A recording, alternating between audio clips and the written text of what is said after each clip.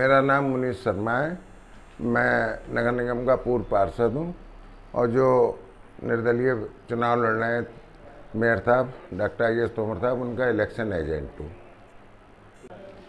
देखिए, कल के अखबारों में जो पूर्व मेयर हैं उमेश गौतम, भाजपा के जो प्रत्याशी हैं, फिर से चुनाव लड़ रहे हैं, उन्होंने विज्ञापन देके बरेली शहर की जनता को बताया है कि हमने वायदा करा था 50% आधा टैक्स हमने माफ़ कर दिया। ये उन्होंने भ्रामक, झूठा, गुमराह करने वाला विज्ञापन छपवाया है। मैं भी इसी बरेली शहर का बासिंदा हूँ। जो सन 17 में मैंने टैक्स दिया था वही सन 2022 में मैंने टैक्स दिया है। 1 रुपया भी कम नहीं हुआ है। उनका कहना ये झूठ है। और बरेली शहर की हर नागरिक, जिसकी चाहे दुकान हो, चाहे घर हो, चाहे प्रतिष्ठान हो, होटल हो, फैक्ट्री हो, कोई भी हो, कि सबको मालूम है कि टैक्स का आतंक मचा है। किसी का 1 रुपया कम नहीं हुआ है।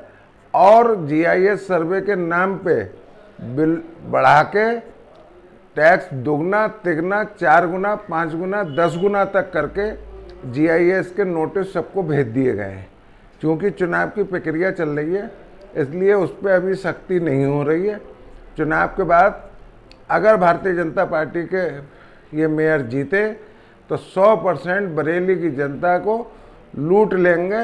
इतना टैक्स लगाया है और झूठा भ्रामक उन्होंने विज्ञापन दिया है। इसी घटना से पता चल जाएगा कि जो अपराधी पकड़े गए हैं, पुलिस ने पकड़े हैं, वो भारतीय जनता पार्टी के प्रत्याशी के संग प्रचार कर रहे हैं, चुनाव लड़ा रहे हैं। उनका अपराधियों का पूरा गिरोह है और असलियत उजागर हो गई। सर, क्या नाम है आपका? राजकुमार सूरी, सेवानिवृत्त अधिशासी अभियंता। टैक्स तो अभी कम हुआ नहीं, लोगों के बिल ज़्यादा आते हैं, फिर लोग उसको ठीक कराने भागते रहते हैं और ज़्यादातर मुझे भी शिकायतें मिलती हैं। ये कल जो विज्ञापन दिया है उमेश गौतम जी ने कि टैक्स 50% कर दिया गया है, ऐसा मेरी तो जानकारी में कुछ है नहीं। ना किसी ने ऐसा कहा कि हमारा आधा हो गया। और टैक्स से पीड़ित है जनता सब यहाँ की। कोई मोहल्ला या ऐसा नहीं है जो इससे पीड़ित ना हो। मैं डॉक्टर आनंदवीर बालियान हूँ। मैं बरेली कॉलेज से रिटायर्ड हूँ।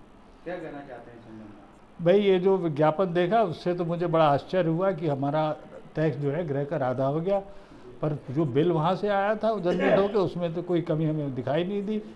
और उतना ही टैक्स आया। उससे पहले कोई एक सर्वे का कोई लेटर आया था, उसमें कुछ ज़्यादा वैल्यूज़ थी हाउस टैक्स से रिलेटेड। मेरी तो समझ में नहीं आया विज्ञापन किस आधार पर दिया गया। हमको शायद गुमराह किया जा रहा है। सर, क्या नाम है आपका? अशोक कुमार सूरी, और मैं सेंट्रल बैंक का रिटायर्ड अधिकारी हूँ। मॉडल टाउन में रहता हूँ, वहीं मेरा अपना मकान है और पिछले करीबन 30 साल से वहीं रह रहा हूँ। ये जो कल टैक्स का मैटर उठाया गया 50% कर दिया गया, मैंने कुछ अखबारों में देखा कल कि ये प्रचार किया गया कि टैक्स आधा कर दिया गया। मुझे देख करके बड़ा ताज्जुब हुआ और मैंने कहीं भी ऐसा नहीं देखा। मेरा टैक्स जितना था उतना ही टैक्स मेरे पर लग रहा है। जो डॉक्टर तोमर के समय में जो रियायत मिली थी, जो वही रियायत आज तक लागू है। उसके बाद कोई रियायत लागू नहीं हुई। इसके अलावा उस समय जो समय से छूट मिल जाती थी वो भी इस बार समय से छूट नहीं मिल पाई, जिसके लिए जनता जो है उसका लाभ नहीं ले पाई। क्या मानते हैं आप, क्या आगे छूट मिल सकती है या नहीं? ये महापौर के ऊपर निर्भर करता है। हमारा महापौर कैसा है और उसकी पब्लिक के लिए क्या सोच है।